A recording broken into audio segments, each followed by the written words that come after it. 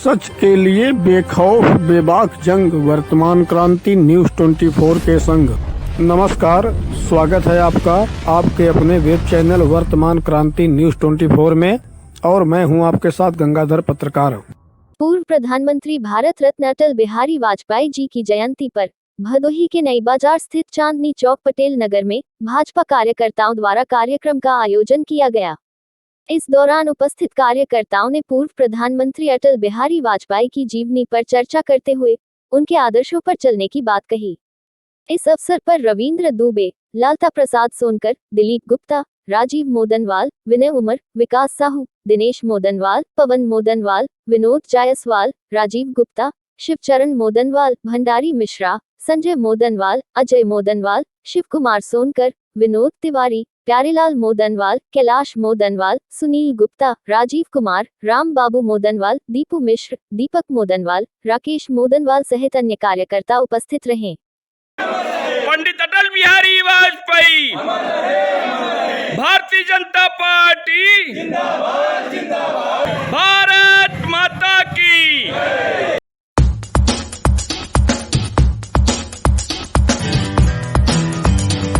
भदोही के रामलीला मैदान में उत्तर प्रदेश सरकार के नागरिक उड्डयन मंत्री और कई विभागों के कैबिनेट मंत्री नंद गोपाल गुप्ता नंदी ने सपा बसपा व कांग्रेस को खूब खरी खोटी सुनाई है।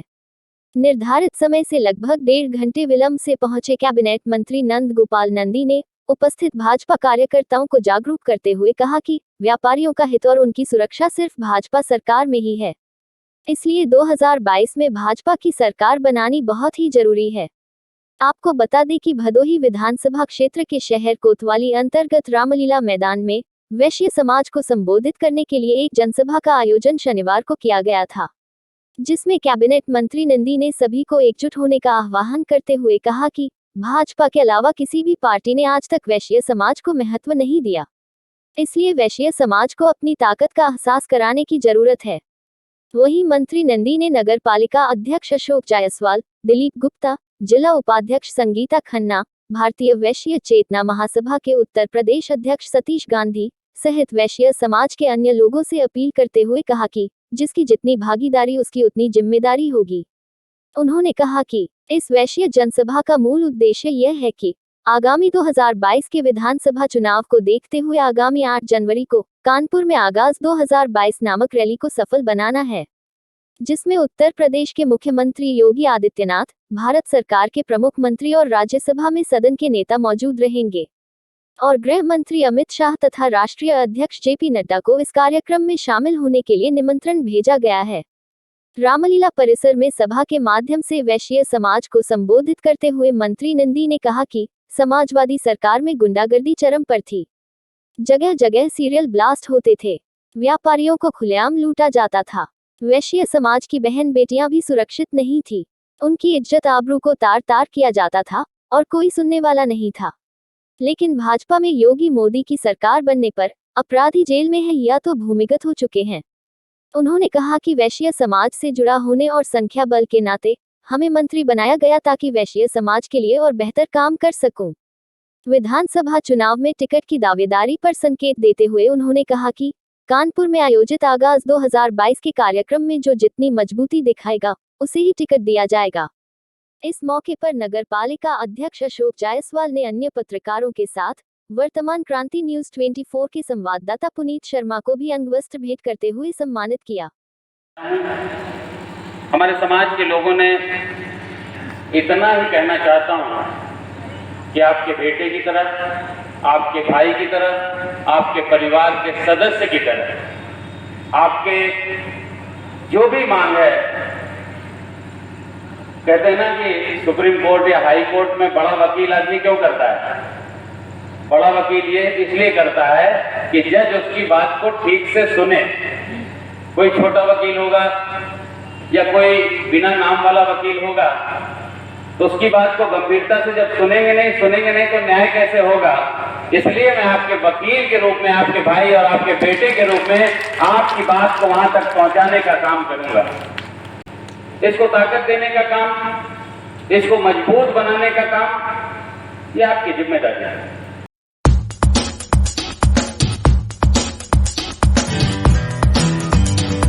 गोपीगंज स्थित पंडित गुलाबधर मिश्र इंटर कॉलेज के मैदान में आयोजित मातृशक्ति कुंभ में संस्कार और परंपरा को कायम रखने वाली मातृशक्ति को जागृत करते हुए केंद्रीय मंत्री साध्वी निरंजन ज्योति ने कहा कि प्राचीन संस्कृति, सभ्यता और परंपरा को संरक्षित रखते हुए मां भारती को उच्च शिखर पर ले जाने वाली मातृशक्ति आप सभी हैं।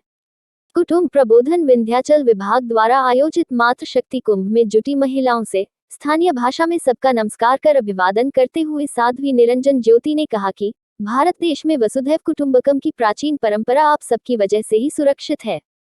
रानी लक्ष्मीबाई का उदाहरण देते हुए कहा कि भारत की नारी आवश्यकता पड़ने पर पुत्र को पीठ पर बांधकर हाथ में तलवार लेकर मैदान में उतर सकती है। देश के साथ परिवार में सुख, समृद्धि और सद्भावना कायम रहे, इसके लिए मातृशक्ति को प्रयास करके विघटित हो रहे परिवार को संरक्षित रखने के लिए बहू को पुत्री और सासू को मां जैसा मानना होगा।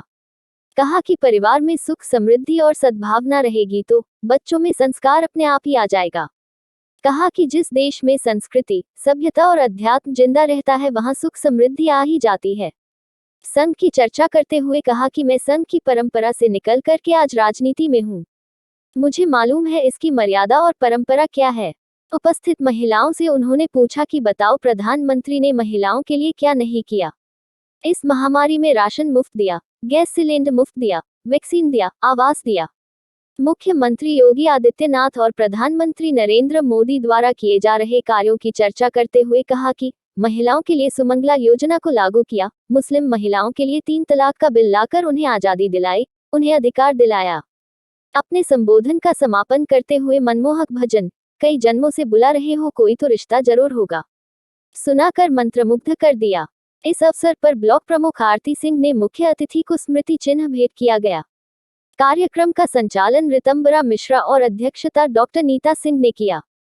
इस मौके पर आशा सिंह, हरिराम तिवारी, अशोक उपाध्याय, दयाशंकर मिश्र, विभाग संचालक तिलकधारी, अशोक सिंह, संजय मिश्रा सहित अन्य लोग उपस्थित रहे।